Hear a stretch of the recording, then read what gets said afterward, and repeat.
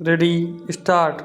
सज्जनों और देवियों, विगत 2 दशकों से मेरा संपर्क जहाँ तक कार्यालयीन कार्यभार का प्रश्न है, देश के विभिन्न भागों में कार्यरत स्वैच्छिक हिंदी संस्थाओं से रहा है।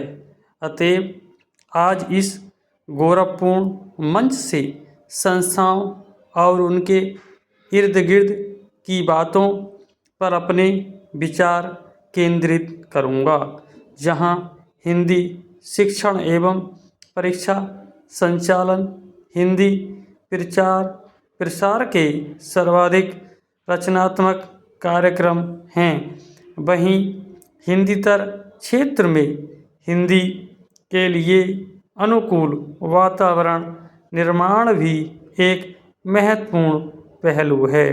आज इन कार्यक्रमों के संचालन सहज सुगम नहीं रहे, बल्कि चुनौतीपूर्ण हो गए हैं। विद्यार्थियों की योग्यता बढ़ाने के लिए शिक्षा एवं परीक्षा के अतिरिक्त हिंदी वक्तव्य, निबंध, वाद विवाद के साथ साथ नाटक, एकांकी प्रतियोगिताएं आयोजित की जाती हैं। हिंदी शिक्षकों प्रचारकों के लिए शिविर, पुनश्चर्या कार्य शिविर, पुरस्कार योजना जैसे कार्यक्रम आयोजित किए जाते हैं। अनुकूल वातावरण निर्माण के लिए जहां इन कार्यक्रमों को अधिक प्रभावी और परिणामी बनाने की आवश्यकता है, वहीं अन्य प्रभावी कार्यक्रमों की परिकल्पना करनी होगी। हिंदी शिक्षण, परीक्षा संचालन और वातावरण निर्माण, इन तीनों के अनुपातिक और सफल आयोजन पर विद्यार्थियों का हिंदी ज्ञान अर्थात हिंदी बोलने, पढ़ने एवं लिखने की दक्षता का पूरा दारोमदार टिका रहता है।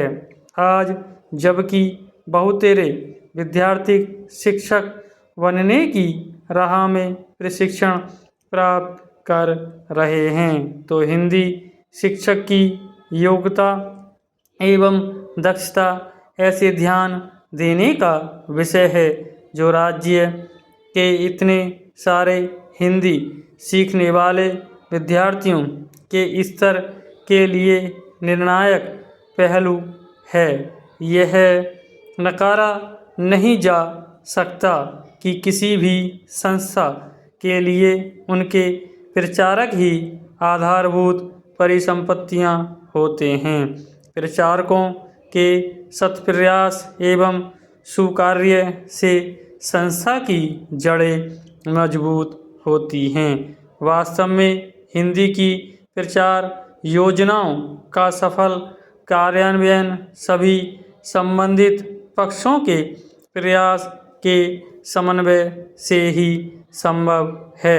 संस्था के पदाधिकारी, कार्यकर्ता, प्रचारकगण, विद्यार्थी और अंत में किंतु कदापि कम नहीं, सरकारी व्यस्तता के तालमेल पर इन सबके कार्यों के उचित समन्वय का प्रयत्न स्वस्थ दृष्टि से निरंतर जारी रहना चाहिए और यह भी ध्यान रहे कि जाने अनजाने दामन में दाग न लग जाए।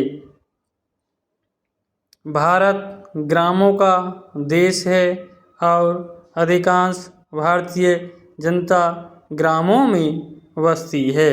नगरों और शहरों के नागरिकों को शिक्षा की कई सुविधाएं प्राप्त हैं, जो उन्हें हिंदी पढ़ने के यथेष्ट अवसर उपलब्ध हो जाते हैं।